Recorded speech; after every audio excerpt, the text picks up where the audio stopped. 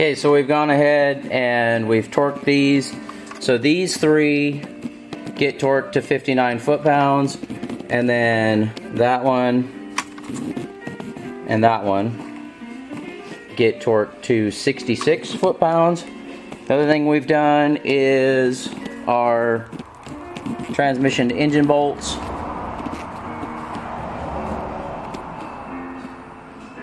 Which you can see the one down there,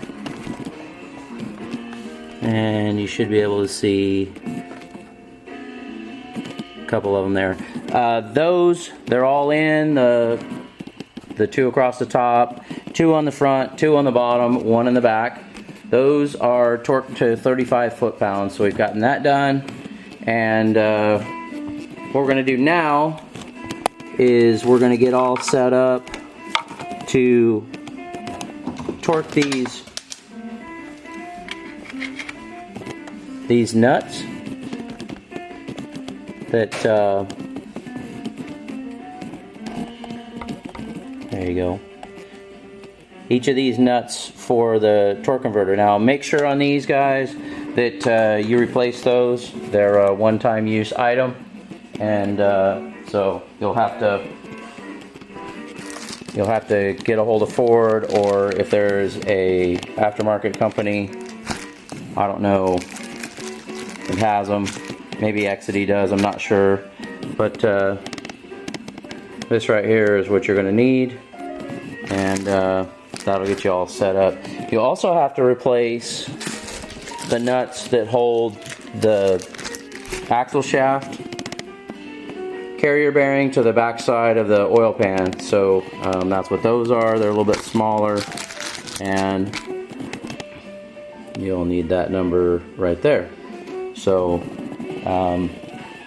went through it pretty in depth, taking things out, so going to be a little more brief here going back in, because you guys have seen most of what we're talking about. So we go to lay the harness back on and that kind of stuff, then I'll set the camera back up on the tripod so we can kind of go through that together.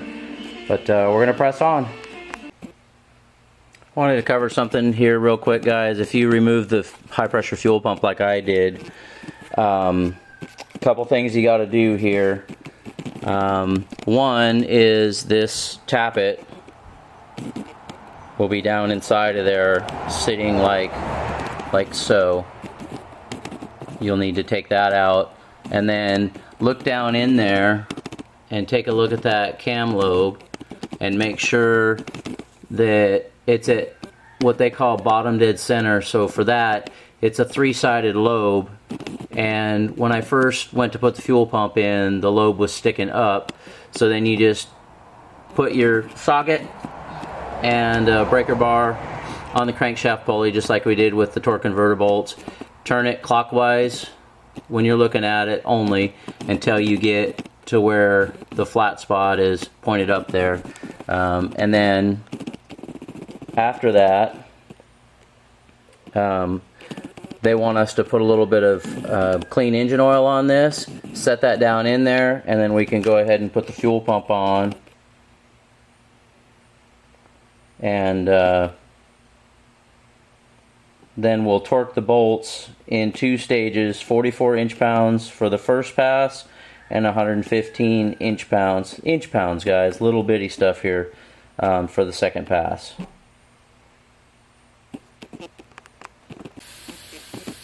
Okay, high pressure fuel pump, and then we've got the guard there. That's on.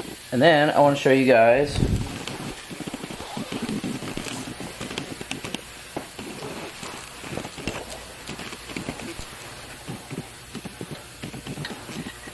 a couple things done on the bottom here. So we got the starter installed and the leads, and then we got the block, bearing block support, so up in there. So there's the three bolts. Those get torqued to 18 foot-pounds. And then for this strap, one nut there, those have to be replaced. We talked about that earlier. So the first pass on your torque is 44 inch-pounds. Then you come back at 18 foot-pounds, and then you go again at 18 foot-pounds. So we've got that done. Obviously you can see looking up there, we don't have one of the oil cooler lines on and stuff like that, but we are following along the procedure here. We've got our harness on, stuff like that. So just wanted to show you guys that, and we're going to continue on. We just got the AC compressor put up there. So the 3 bolts there, so there's one up there, and then here, and then one on top. These also, the bottom one and the side, have alignment dowels to kind of help you hold that thing in place. Those get torqued to 18 foot-pounds, and then the wire harness goes in between that coolant line, as you can see there, and then connect those back up. And so now we're going to work on getting coolant hoses hooked up. And actually we're going to start with this oil cooler line right there. And we'll get some pliers and get this clamp slid down there and move on. Okay, so we went back through, just double checked. We picked up in the right place on our procedure. So we've got the connector hooked up to the throttle body, and now we've got the, they call it the charge air cooler, the intercooler pipe going to the turbo here. We've got it installed there. There's its bracket and bolt that gets torqued to 97 inch-pounds. And then of course the bottom of it here. So now we're going to move on to getting the evap lines and stuff set up on top.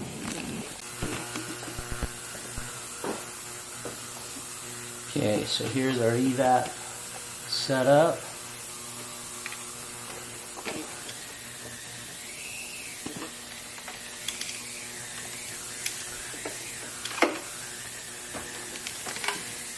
You will want to make sure you have the locks pulled back so these will snap on.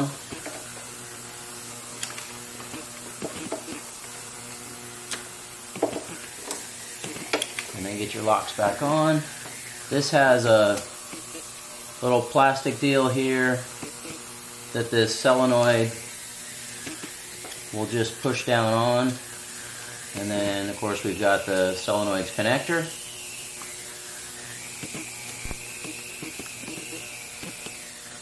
And then we've got harness clip there.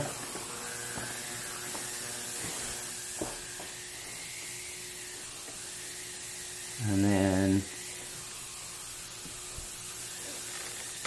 that line pushes into there. And let's see if you guys can see this.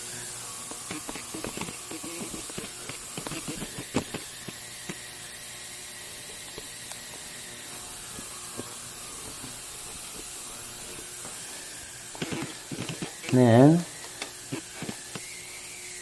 we've got our lock retracted, snaps right on, and then we just push up on the bottom and that lock, and then this will connect later on.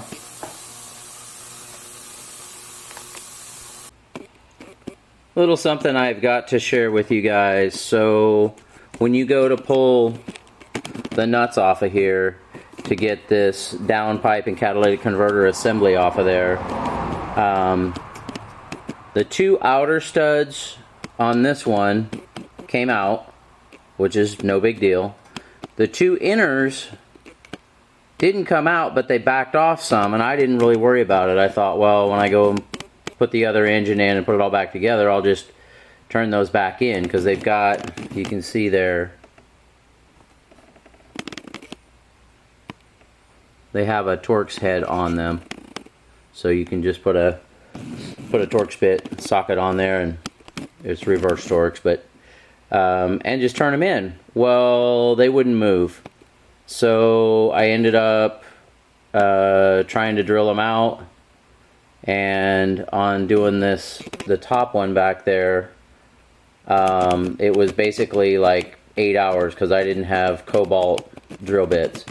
So yesterday went and got cobalt drill bits, and it took me about 35 minutes to do the bottom one. But I did go ahead and put a nut on this top one just to give it a little extra support, because some of the beginning threads up in here are damaged, and this is just a spare nut that I had anyways, 8mm by 1.25. I didn't have to do that on the bottom one, because the bottom one I was able to get the tap through it, and all the threads are good and strong. So yeah, that one. So just want to share that with you guys. If you do run into this issue and you see when you pull those studs out and they back off partially, they're probably galled in there, and you're in for quite a ride. So save yourself some time, go get you some good quality cobalt bits that actually are designed for stainless. I got 1/8 inch, 3/16 and quarter, because the 5mm, or sorry, 8mm by 1.25, the 1/4 inch doesn't damage the threads as long as you get centered. Give yourself a good center punch. Get yourself some type of container. You know, this is a paint mixing container. Put you some motor oil in there. Really doesn't matter what it is. That just happens to be some 5W30 I had sitting around. But you want to keep your drill bit cool and lubricated so that it'll keep cutting. And you'll see those cobalt bits, they'll just go right through that stuff. It's impressive. So I don't know, I hope that helps somebody out, because that was a bit of a bear. So now we're going to get continuing on here. The next step we're going to do is we're going to go ahead and put they call it the degassing bottle. So the coolant overflow bottle here that sits in like so, we're going to go ahead and get that thing in place and keep pressing on. Wanted to show you guys, this is the little motor we took out of the Focus. Decided to pull the oil pump or oil pan off today, and so this is what the inside of the pan looked like. You can see the piston from the belt tensioner down there. You can see some other pieces from the tensioner. There's chunks of belt, and then I'm not exactly even sure what all of that debris is, other than maybe pieces of belt. This is from straining the oil that came out of the pan. This is the little guard that goes on the bottom of the oil pump gear, which I will show here in a moment. So it snaps on to underneath here. And then, so this is a gear-driven oil pump. It's not a belt like the earlier models, so that's a good thing. But as we look inside here, there's teeth missing off the belt, off the timing belt, and then the tensioner, we can see there where it's all crooked sideways from these pieces where it came apart, and also a chunk of belt. So pretty much, you know, looking at those missing teeth there, I am really amazed this thing actually ran. It wasn't going to run for long, so but you can see, trying to get where you can see the condition of the belt. There's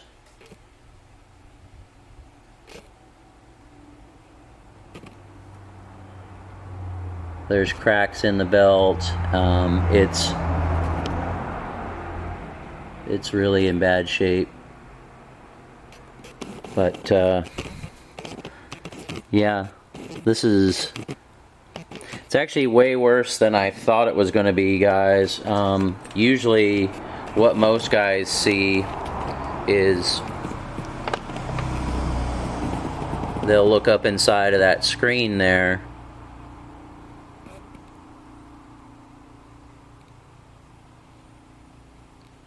and I mean, you can see ours has debris, but currently it's not totally clogged, and I think the reason for that is this thing sat for a couple weeks. So we had an issue getting the new motor because there's actually a shortage of these motors. So I think what happened was, over time, with the oil draining back down from the head and all of that, the chunks that were up inside that oil pickup are now down inside that pan. And it actually probably, if we fired it up, it would have picked up a little bit of oil. Although I'm not sure how long it would have ran with that chunk of those teeth chunked off of there. So, but this should be a good rebuildable core, which is what we care about. It's going to go back, and we'll get our core money returned to us, and that's really all we care about. Unfortunately, I just have to say this belt drive system here, which actually it is a belt drive oil pump, so that must be a balance shaft. Yeah, that's the balance shaft that it turns. I just have to say, guys, this system is not a good one. This wet belt system that Focus, Fiestas, and EcoSports use, they're starting to do this, or they're not starting, they've been doing this. The early V6s in the F-150s, they did not have this, and they're actually a pretty good motor. They're pretty strong, but now they're doing this wet belt, same setup, and I don't see a good future for that either. I see stuff like this happening, so I mean, it'll keep the mechanics in business, because these are failing at a rate that's just amazing. That's why they have to have this core back. I mean, there's a very quick turnaround on this. You know, usually you get 30 days, 45 days on a core. Well, this one's like 2 weeks, because they want it back to tear it down, go through it, get it built back up, and get it sent back out, because dealerships are needing them bad. Even though my local dealership, they said, oh, we haven't been changing as many as you'd think. Well, I don't believe that. So I'm a small one-bay shop here in rural Oregon, and if I'm changing one, you know, they're changing a bunch and just not really admitting. The other thing that tells me that this is happening a lot is the fact that I can't seem to get a hold of some of the parts that I need. You know, some of the required replacement hardware is not available, or it is available and you just have to find somewhere that has it in stock. Looks like this side of the belt has no teeth left on it, which is pretty wild. So, yeah, my advice is, if you're looking at, I mean, even go back as far as a the 2012s when they first came out with these 1.0 EcoBoosts. They had heater hose problems. They were made out of plastic and they would crack as you're driving down the freeway or driving down the highway, and you'd lose all the coolant and the motor would lock up. So then they get to this generation where, you know, this is a 2018, if I haven't already said, and not a good setup, guys. Stay away from the wet belt setup if you can, because people can say what they want to say. This car, the oil was changed. They only owned it for 6 months, and the oil was changed twice in that 6 months. I mean, that's somebody taking care of their car. So, you know, this is not a product of oil not being changed. It's not a product of neglect. I mean, it had practically a brand new Wix filter on it when I pulled the motor out, and it wasn't a lack of being maintained. It was just straight up a poor design, and unfortunately, you know, people are being taken, and there are some class action lawsuits that are going on against Ford. I'm not interested in any of that. The owners might be. So, and if you're an owner, you know, it might be something. You buy a car like this, even used, you know, there's $16,000 or so for a used 2018, and you know, that's a lot of money. And then you pay several thousand more because the motor goes bad. And in this specific case, 41,000 miles. You know, that's not okay. So, but anyways, last thing I'll leave you guys with on this note is sometimes when this happens, you'll lose oil pressure, shut the car off immediately, get it towed to either a dealership or your trusted local mechanic or whatever. Guys are going in, they'll pull the exhaust off, pull the oil pan off, and then they'll just bolt a new oil pump onto this thing. And you know, that's great, except that that's kind of a band-aid fix, because the belt is still going to come apart. It's still going to clog up inside the pickup there.